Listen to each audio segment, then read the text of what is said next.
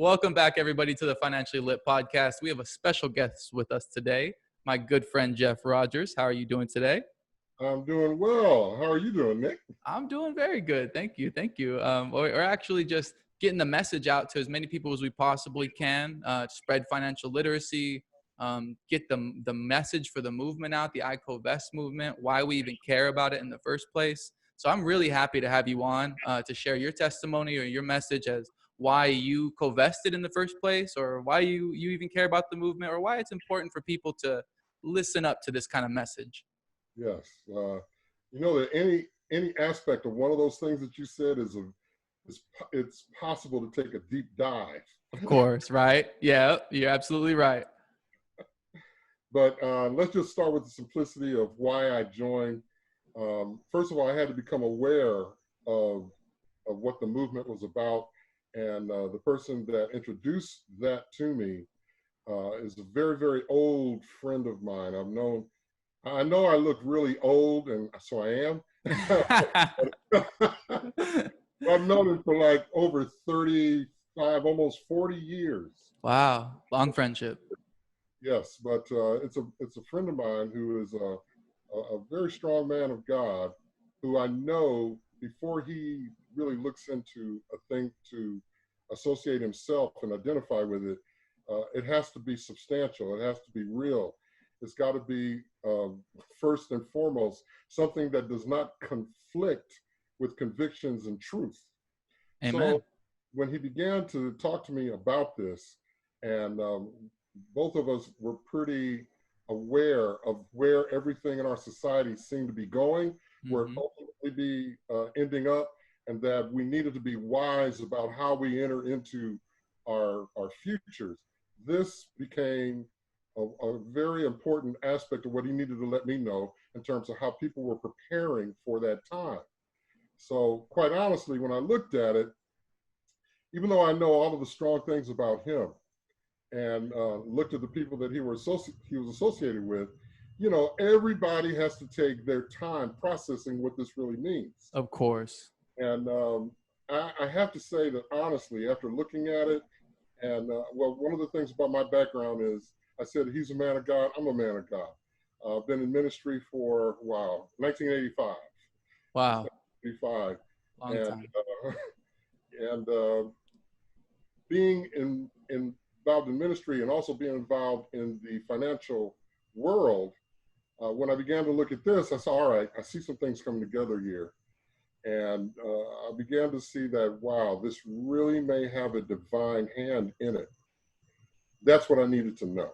So I realized that there are a number of people that don't care about that. Right. But there's a lot of people that do. As a matter of fact, here's something. As things become more challenging in our society, people are going to be looking for answers, financial answers that influence their emotional stability. And that always brings them back to, is it possible that there's something going on here that's bigger than me? Because if it is, and I need to hook up with it because it's stronger than I am to be able to make it through this time, maybe I ought to do that. So correct. Something like that. Right. Yes. So anyway, I'll just hold it right there. And that's why I got involved, though. Because that's awesome, Jeff. Yes, I saw there needed to be something that could be done to help people financially and economically make it through a very challenging time, and this seemed to be it. Right. And that message seems to resonate with a lot of people because, you know, during this quote unquote pandemic, this global pandemic that's affecting the world, we see it affecting a lot of financial markets, right? And then it's emotionally putting a lot of people in some stressful places because they might not be able to work, or maybe they're on unemployment and food stamps for the first time, you know, in their life. They're getting these stimulus checks, you know, and people are starting to worry. Maybe they're burning through their savings, or maybe they see their 401ks devaluing, their IRAs devaluing, you know, these fiat vehicles that are in these commercial jurisdictions. They are innately risky, and there is different vehicles out there that these people could participate in, they could learn about. It's just not mainstream knowledge, right? It's the difference between commercial jurisdiction and the sovereign jurisdiction, and understanding how participating in a sovereign ecclesiastical trust like the IVA account can really separate your finances, and put you on a toll-free road that you can cash flow with, and create assets that cash flow for you and your family. And that's very important, that not only one, people can do that, but they also know that, spiritually their beliefs are aligned. That's big time. Yes. As a matter of fact, just processing through what you said, let's just think about those things that you just said. Sometimes when we're having these kind of conversations, we're talking about these financial solutions and where people's heads may be. Sometimes people don't really know what we're talking about. Right. People think in terms of this. They want to see things that will, and I'll put it in 3 words, protect them, that will help accumulate something for them. So they want to protect it. They want something that accumulates, and they want to be able to distribute what they've done. Correct. Right? Yeah. So 3 areas of protection, accumulation, and distribution. I try to bring people back to looking at where they are, and do they have something in their life that gives them the protection that they're looking for, that gives them an accumulation process or vehicle or tool or whatever. Right. Because everyone knows it takes some kind of money to make it in America. It takes some kind of finance to make it anywhere on this planet now. You need to be able to accumulate. Absolutely. You need to have something that'll be there you can distribute. And steward it properly, right? Exactly. So I wanted people to, as they're listening to us, to really just think about those things, because it really comes back to our nature. Our nature, the nature of man is, I want to be protected, I want to be provided for, and I want to be able to be promoted in life. I want to be able to, right. Those are very, very basic things to everyone. And so when we're talking about what we have, and being able to tie into the ecclesiastical trust, and making use of tools and monetary vehicles that may be unfamiliar to just about anybody that is not necessarily associated with us. Yep. It can become a viral, this information can go viral. Absolutely. And that there's something that is being made available to them that can actually protect them. Absolutely. You are 100% correct, Jeff, which is why we're trying to put the message out in this kind of format, because it will have the ability to go viral once people hear it and resonate with the message and understand what we're saying, in plain English, and they wrap their head around it. I think they'll come in droves, because it does protect them. It does help accumulate. And of course, they can distribute it among their family and their posterity and beyond to create generational wealth how they see fit, because they have their own family bank now. It's a sovereign ecclesiastical trust that's their own family bank that they can participate in. It's amazing. They just got to learn about it, right? They just need to be exposed. They need to learn about it. And this brings us back to the nature of what you're doing. You're helping people become financially literate and financially lit. Absolutely. There is a dearth, there is an absence of financial literacy. I mean, I'm a Black man in my community. There's people that know how to make money, but not necessarily financially literate enough to be able to take the money that they have, preserve it in the right way, move it in the right way, protect it in the right way. They just know how to make it and spend it. Correct. Absolutely. And that's just, it's human nature, right? Like to be savers, you save money and then you pay for kids' college. You save money, you buy a house. You save money, you go on vacation. It's human nature. But that's not what the elite do. That's not what the wealthy do. That's not what wealth generators do. They absolutely compound their interest. They collateralize acquisitions. They use sovereign ecclesiastical trust structures. They cash flow on these toll-free roads that most people don't understand even exist, because they have been taught in school and shown, by hand to operate solely in the commercial jurisdiction, where they're regulated by IRS, SEC, yada, yada, yada, versus operating in the sovereign wealth jurisdiction that is, it's right there. You know, it's possible. You just never learned about it before. So we're Exactly. bringing it to you so that you can Right. understand that there's a difference. And when you see your assets in that jurisdiction in the proper way, lawfully and legally, it's Right. powerful stuff. Right. Powerful stuff. Well, people say there's a popular saying that knowledge is power. Absolutely. The situation, you know, the knowledge financially that you lack, the knowledge that you lack allows you to, or causes you to continue to move through life unempowered. There's no financial power for you. But it can all be changed with the knowledge of what to do to become financially literate, follow you and being financially lit. It will help move people to a situation where they can change their economic status, change Absolutely. their future. Yes. Correct. Yes, we are on the same page there, and that is exactly what we're trying to do. So if anybody's listening right now and this message resonates with you, direct message me, get in my inbox. You know, you can follow us at Financially Lit Pod on Instagram.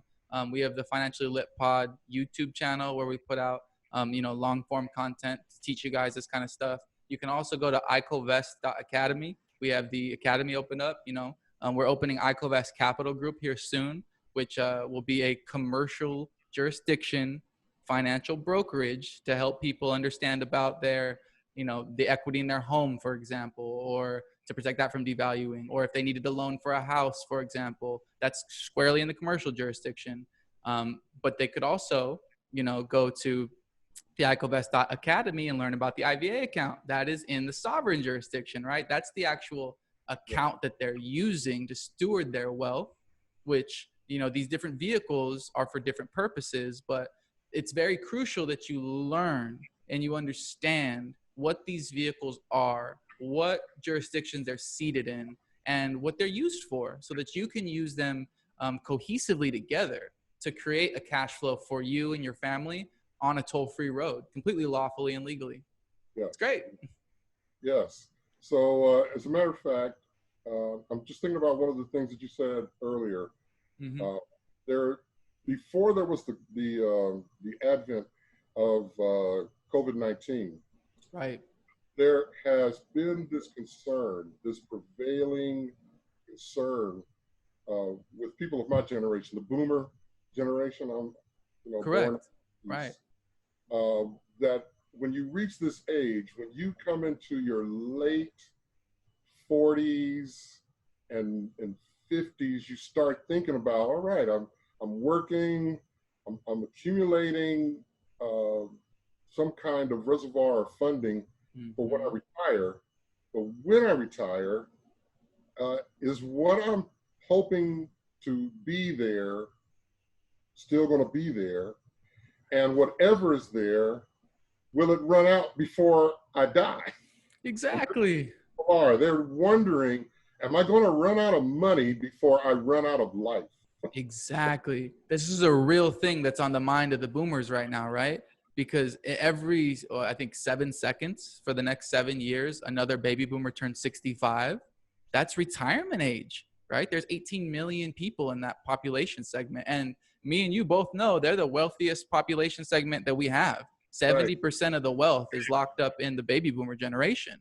It's just the way it is. So they have an intrinsic need to be able to, one, learn about what this is so that they can properly steward their wealth and store it, so that they can grow it and cash flow on toll-free roads so that they can enjoy their retirement, right?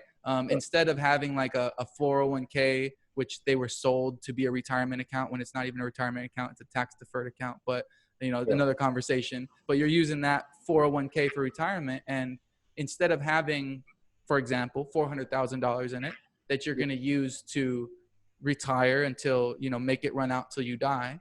That's one way of looking at it. Or you could create and own assets that cash flow on toll-free roads for you and your family.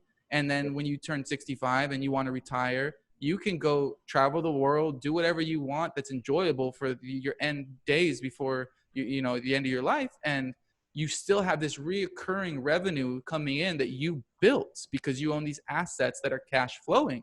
So that's mailbox money coming in every month, and you don't have to worry about, am I going to run out of this 400,000, or am I going to invest it somewhere and make a bad investment and lose it, or things like that. We are completely co-vesting in this jurisdiction together, which offsets a lot of risk in many ways, which we can teach them all about, in one-on-ones. But the concept here is completely different paradigm shift versus we're going to just run out till we die, or let's become wealth generators and generate cash flow on these toll-free roads so that we can actually take care of our family beyond our life, so that they can inherit a cash flow and be financially literate enough to learn to grow it. Right. Right. Yeah. So it's interesting. That may be the mindset, or I just brought up a mindset that is in the boomer generation. But when you're looking around, coming back to the COVID-19, right, that same concern is finding its way into the Gen Xers and into the millennials. You are correct. Everyone now is wondering that there is an uncertainty about the future. So everyone is wondering, where am I going to be in a few years from now? As a matter of fact, where am I going to be in 6 months? Yes.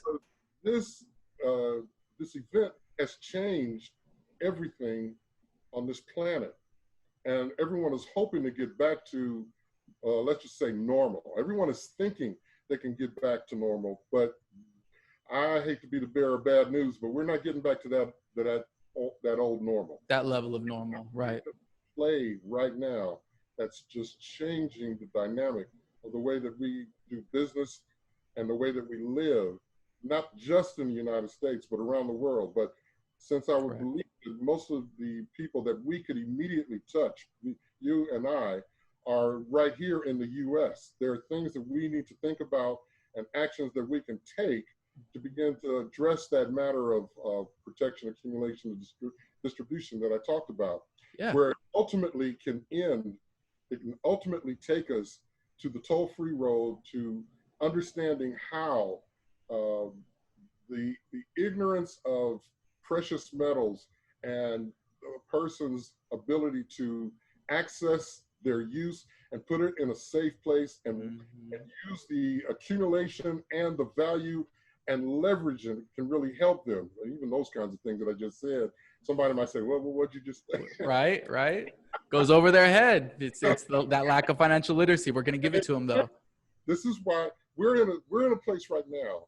This whole situation, the COVID-19 whole situation is pushing us to become more financially literate, because things that people used to do or accustomed to doing to making money has got to change. And it's causing us to become more and more of leaving a mindset of being an employee into being more of a mindset of an entrepreneur. Correct. Some people just didn't want to be that way, but now you need to begin to think that way, because the dynamic of how we live and how we make money and how we economically survive and thrive is different. Correct. You're 100% right. And that paradigm shift again between that employee mindset versus that entrepreneur mindset is key. It's big time, because me and you both know that the tax code was set up for business owners, not for employees. That when you're a business owner and you bring value to the economy and you employ people, there's so many benefits and breaks you're going to get in that tax code, because that's how the government incentivizes adults to do things. They give them tax breaks, right? So they give them more money. That's just how the economy keeps working and flowing, right? So if you can learn that innately the commercial system that you have been taught to operate in is designed to benefit business owners and not employees, that's why would you continue to learn to be an employee and only stay in that level of skills and mindset? And why would you not branch out and try to learn about the entrepreneur and what it takes to do something like that, so that you could free yourself financially and economically? I know the answer. Most people don't have the time, the inclination, the money, the experience, the leadership, the fear of loss or job security. All of those things stop them from getting in the game as an entrepreneur. But that's why this is so revolutionary. because we decentralized the business model. We Yes. are all now community coming together, co-vesting together to acquire businesses or assets that cash flow. Let's talk about that for a second. Sure. The basic understanding that people have right now, if they never met us, Right. is okay. If I have a job, I have money, and I want to do something to create more money for myself, maybe I'll put it into the stock market. Okay? Right. So the mindset that people have is the stock market is a good place to put money. And in the past, it may have been a good place to put money. As a matter of fact, when we just look at the history of the stock market, which is basically all that the most of the community here in the United States is familiar with, is the stock market. Correct. Because a lot of things live and die because of the stock market. Then, well, we need to get into the stock market and we need to be wise about it.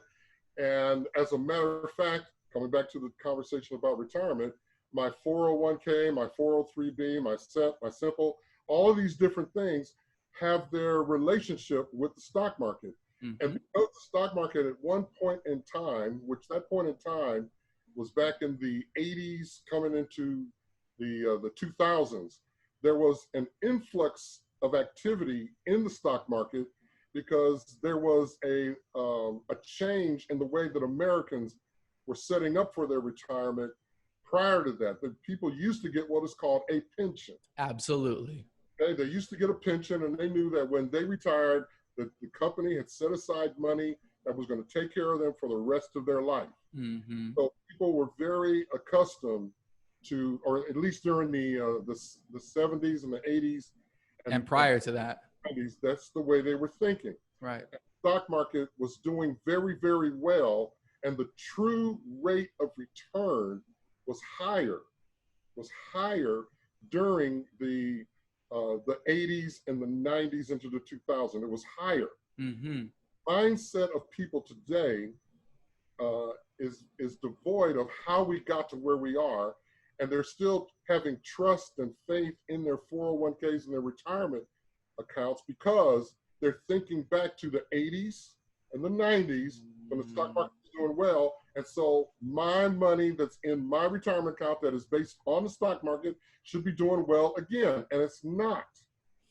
The rate of return during the 80s and the 90s was significantly higher than the rate of return that we've seen on the market since 2000 up to now. The absolutely. Real return is like 2.8%. Right. But hoping that they would see a rate of return of like 14%. Like all the money they put in is going to be a 14% growth for me. Right. So looking for that, and they're hoping for that. That would have been knocking it out of the park if they could have done that. Yes. Right. Yes. So there's this information that everybody is basically basing their retirement funding on, and they need to be awakened to the fact that look at what's happening around you, look at the things that have been happening over the last 20 years, and understand that it's not as strong financially in those markets as it used to be. And there are other things now being introduced, these concepts that you and I are talking about, right, that address this. It challenges the thinking because no one is doing this. Mm-hmm. But the more that people at least will take this risk, because everything you do, there's going to be some risk involved. Innately has a risk, right? Everything you do. So you might as well take the risk of doing something that I can say it's pretty safe to take your dollar bill, and if you have a dollar bill, trade it for a silver coin. Correct. Because the dollar is paper, not backed by anything. Right. And the silver has always had value. Intrinsic value. To ancient times. Correct. So that's the first thing, is to understand paper, it was strong. It used to be backed by something. Now it's not. No, it's not. And based on the things that you were saying earlier, the way that we are creating more and more the stimulus money, mm-hmm. We're just printing money for every kind of reason. Correct. The devaluation of that dollar that everybody has. So we're kind of put into this position of of being forced to think through, where we didn't have to think through this. Maybe it hurt people's brains to think it through, Right. but now we have to think it through. You have to. It's your finances. Yes. Right.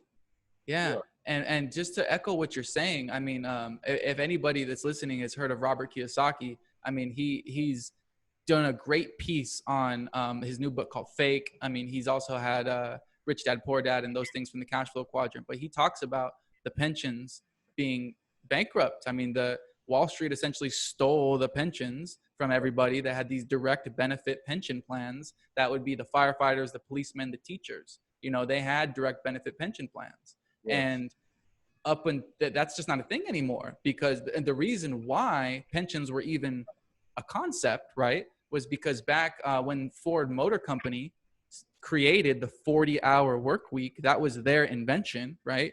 They brought that to America.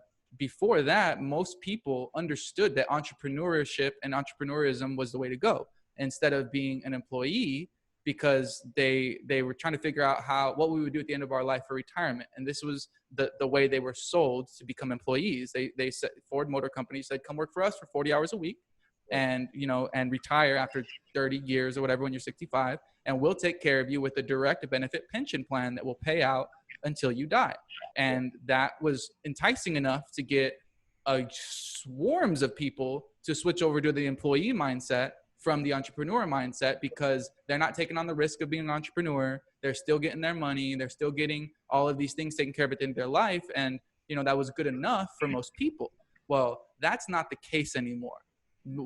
Business owners realized that, wait a minute, we don't have to give people direct benefit pension plans for them to come work for us in this employee mindset.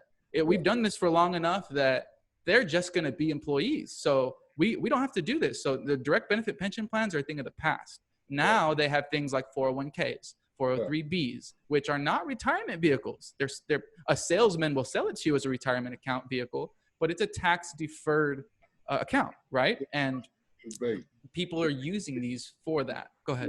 In terms of the employer would have a defined benefit, Mm-hmm. a defined benefit. But now your 401k, your retirement plan is based on what you can contribute. Correct. Change things, but go ahead. And yeah, and it's majorly different, right? And people, I think the message got lost over time that where you should be learning and the greatest return for your time and your cash flow would be to invest in yourself, to learn some financial literacy, to understand the entrepreneur side of things, not the employee side of things, and understand innately how to make money over here. Because and we're not talking about a small business, 1 to 10 employees, anything like that. We're talking about big business, 500 employees or more. You built a system. You're the captain of the ship. You're the CEO. You have a C-suite. You have VPs. You have directors. You have managers. You have entry level below that. And if you want to take a vacation for a year and leave and not do anything, not check in for a year, that business is either going to be in the same spot it was when you left or better, because you have a system running for you. It's not going to crash to the ground. Versus a small business owner where they are the choke point of their organization. If they don't show up to work, then nothing gets done. No growth is going to happen. They are the motor. And the difference is being able to employ more people and create a system that's working for you. And like we said earlier, most people don't have like the time, the inclination, like all of these things to be entrepreneurs and build a system like that. So what we did is we decentralized the business model so that we can get co-vestors, not investors. Co-vestment is in the sovereign jurisdiction, and we can come together so that we innately hedge the risk of doing it by yourself, because we have proven leadership and track records of people that are successful doing these kinds of things, starting businesses and cash flowing. That's already in our group. So now you can benefit from their knowledge by putting in with us in this sovereign trust, so we all can acquire an asset that will cash flow for us, whether it's a business or a piece of commercial real estate, or even residential real estate for the baby boomers that are downsizing, in certain states. whatever it is. If you weren't able to acquire assets like that by yourself before because you didn't understand how, or you didn't have the money to, or it was too risky, that's not an excuse anymore. That's a thing of the past. You can now open an IVA account, CoVest, with 21 coins of a precious metal. And now that you have this account, you can keep storing your wealth there, like your savings account, right? If you put $100 a week into your savings in this fiat position, stop doing that. It's devaluing. Instead, save in your IVA. Put $100 a week in your IVA, which is growing in a silver position, so that you can then throw it in with me and you and the 1,000 other people that are financially literate enough to understand this, and we all can squish it together. That's what syndication is. We're syndicating together so that we can acquire something that cash flows, and then we're all in the game. And it's the sky's the limit from there. It's rinse, lather, repeat, and we build these cash flows and we free ourselves and become wealth generators. That's the mission here. That's the message, guys. Yes, we have a number of different systems to appropriate that process. Correct. So one of the key things that people have to move away from is an understanding just based on investing, which is primarily you taking on the risk and investing in the things of the stock market and securities and things like that. So that's how the investing is very different from, and you as the person, you individually investing and looking for the return coming back to you.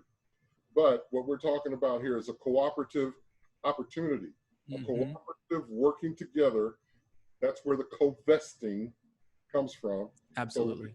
So we are, when we talk about syndication, we're actually talking about taking you, and synthesizing us together to be able to take advantage of an opportunity that we see to buy property or business or whatever else we might see. Yep, exactly. Do that, the income that can be generated from that creates a cash flow for everyone. Right. And let me pause just for 1 second, just because it's a teachable moment. The word income in this jurisdiction is no word, right? Because that's commercial. Instead, we have royalty rewards. Yes. When you make income or revenue or profit, it's strictly in the commercial jurisdiction and it's regulated as such. Those are taxable events. Our syndicators, they get royalty rewards remitted to their IVA accounts in the form of silver, which is, untaxable, Article 1, Section 10 of the Constitution. But there was just a teachable point. Go ahead. No. Great. No, I'm glad you interjected that, because where we're talking about royalties. Mm-hmm. Yep. We're talking about being able to have turn of liberties and things like that. Absolutely. So, and so the whole language, right. That was a teachable moment, because the language has to change. Yeah. The language has to change, but basically what we're talking about is creating the cash flow. Correct. Creating the cash flow that will come back to individuals in these forms of liberties and royalties and ways that what you have put in and working together with others has multiplied, amplified through the different kinds of systems that we have in place. Absolutely. One of the strategies that we are utilizing comes back to one of the tools that is current in the industry right now, that we want to leverage it for what we want to do with the co-vesting process. And ask yourself this, and I want people to be thinking about this, and then I'll tell you exactly what I'm talking about. What if you can have a tool? What if you can have some kind of a vehicle that you're putting money into it? The money that you're putting into it can grow. It has a guaranteed growth. It has a guaranteed a benefit or a death benefit associated with it. Okay, so there's a guaranteed growth, a guaranteed death benefit. In other words, if you're putting money into a regular IRA or some kind of 401k or whatever you have, whatever money you put into it, that's all you're going to get back, plus the interest. Right. You had something that had a death benefit that was substantially larger, and at the end of, let's just say at the end of your lifetime, it could be passed on in a legacy. It could be passed on as an inheritance to those that you love and to places that you want to see continue. Absolutely. As you do this, you have access to this money, and this money will grow. We guarantee it will grow, but we'll also say it will grow without being taxed. It grows in a tax advantage environment. So that if you want to access this money, typically if you put money in a 401k, or if you have it in the market, or if you have it in a CD, I don't care where you put it, it's going to be taxed. Right. But this is not going to be taxed. It is not. Article 1, Section 10 of the U.S. Constitution. It's outside that jurisdiction. Yes. So we're talking about putting it into a vehicle like that. So one of the strategies is to use a vehicle that you can still have access to funding things that are not necessarily in the co-vesting realm yet, but then it can be transferred into we call it a fungible process, where one thing that was maybe silver and you needed to be dollars, it can be converted into dollars, or from dollars being back into silver, it can be converted back into silver. Let's just say there's a vehicle or there's a strategy that we have to use that. It's something that you can use right now. It's something that can be a holding tank for funding, for tremendous funding. Absolutely. Okay, and so you might say, well, what is that? Well, on one hand, I could be talking about the IVA that he was talking about. Correct. You could. Or talking about a life insurance policy that is set up the right way to do that. Correct. Yes, absolutely. Yes. So I just wanted to present that for people to understand that there are vehicles that you can use that accent what we're doing, right, and complement what we're doing, and move forward what we're doing with co-vesting and bringing an understanding of the ICOVEST movement. Correct. It's like a marriaging of your sovereign wealth portfolio and your commercial wealth portfolio, and learning how they can work together cohesively to produce the best result for you. Like the IVA, it's Section 26508C1A. That's the jurisdiction, the regulation, unincorporated association that it's under, versus the life insurance that's in the commercial jurisdiction. But both of these vehicles can intertwine with each other lawfully and legally, so that they can interface and create a cash flow for you in the best way possible to mitigate your risk, your downside risk, and capitalize on upside potential of appreciative assets and things like that. So that's a great point, Jeff. Great point. Yeah. People can be thinking about creating what's called a situation where they become their own bank. Yes. Set up their life insurance policy the right way. Look, let's just put it out here that for the most part, many agents and agencies and businesses, or life insurance businesses, they're there to grab as much money as they can for themselves. And the people that they work with, they feel that they're getting good service or they're getting a quality product, and they very well may. But for too many times, the agents don't know what they're doing when they create these policies that overcharge their clients. And then the functioning of the policy itself could be more highly efficient for the benefit of the client, but depending on who your agent is, the agent can design it so that the commission is higher for himself. Of course, right? And we all know sales reps that are like that. Right. So I want to bring out, yes, there is this pro and con, but if you set it up the right way, and that's why I said if you set things up the right way, because it's the wrong way. Absolutely, yeah. Yes. There's a wrong way to do just about everything, right? But but there's also the right way, and you can learn, and you can find a mentor who has the financial literacy to bring you to that level, so you don't have to bounce around wall to wall in the dark and figure it out yourself, and and hurt yourself financially. Maybe you become a financial casualty in the process of learning. Why don't you just come and do it with some people that already know, who have proven track record of doing it, and they can lift these shields off of your eyes one by one, so that you can understand exactly what these jurisdictions are and how to move within them properly, so that you don't step on a landmine and blow yourself up. You know what I mean? And that's what I care about, is that if people are going to do anything, I want everything that we do should be done with integrity. It should be with a high skill set for the benefit of the people that we're working with, because we're asking people to take a risk for their own future and doing something that we are suggesting or encouraging them to look into. So everything that we do needs to be at a high level of professionalism and integrity, and that the people that work with those that are interested in doing this need to be people of character. And Absolutely. that's the thing that I care about, you know. Uh, Definitely. so Yeah, you want to know the people in your cash flow family. You want to know that they are people that have good integrity, that are like-minded, that want to do the same thing that you do, acquire the same assets that you do. So it's definitely a growing process of um, you know getting new friends. I've gained a lot of new friends in this process because most people don't like hearing this, but you're gonna be like the 5 closest people that are around you. yeah, So what I've done is I've completely changed up my inner circle. It's not like I don't still have a lot of the same friends, acquaintances and things like that.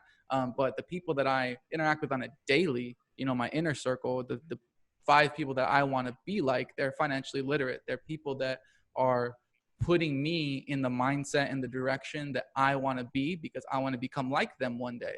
So yeah, that's like, those are the types of people that you want to look for in a mentor, depending on what it is that you want to achieve one day. If it's, right, snowboarding, go find the best snowboarder possible and learn, but if it's becoming financially literate and cash flowing on toll-free roads and becoming a wealth generator, then go to those people that can teach you those things. And we're very fortunate to have found the right group of people that understands commercial versus sovereign, because yes, every single financial guru out there to date is only teaching about commercial. yeah, There's nothing out there about sovereign wealth, and this is the first that it's being brought to the people, and we're more than happy to do it. yeah, amen, amen. Yeah, I'm thinking about something that you said. You're going to be like the 5 people that you're around. I hope I could say this. You can edit it out if you want. it's okay. But there's a Bible verse in First Corinthians. It says, "Don't be deceived. Evil communication corrupts good manners." Mm, For people that need to know that there's something that has been said about this from God Himself. He's letting you know, you hang around evil people, you're going to be like them. You hang around wise people, you'll be like them. So basically, amen. like you said, the 5 people that you are you're adopting and adapting to who they are. And Right. it's you. Exactly. And if you don't want to be like them, if you're sitting there reevaluating, wait, who are the closest 5 people around me right now? And you look at where their lives are, or where they're going with their lives. If that's not where you want to end up with your life, then you need to switch it up. Yeah, Switch it up. I mean, it's not hard. We're all adults here. We all, no one's going to get hurt feelings. You just do what you need to do to better yourself, to set you and your family up. And then when you're in a good place, if those were real friends, you guys pick up like, there was no time in between. That's how real friends re-interact, right? So they understand that you're doing something for you to yeah, better yourself. So I encourage it to anybody who's listening. Get a good mentor and follow. yes. Learn. And maybe the people that are around you that need to be redirected, you can be the positive influence into their life. But You first, can lead them, you need to be right? established. Exactly. Yeah, because I'm trying my hardest to lead people to this message, but I absolutely had to follow first to learn. Now that I know, I can turn and lead people to the same message. Yes. So it's a growing process for everybody. But I'm just glad to be a part of it, and I'm happy to be bringing it to you guys. And I'm glad to know you, Nick. Yeah, I'm glad to know you too, Jeff. It's been great. It's been great. And we're about to run out of time here. So thank you, everybody, for tuning into the Financially Lit podcast. Again, Jeff was great coming in on the show for us today. We appreciate it. We probably have you on again here soon. We have a lot of stuff to talk about. So once again, Jeff, thank you so much. And we'll be talking to you soon. Okay? Thanks. God bless. Thanks, Jeff.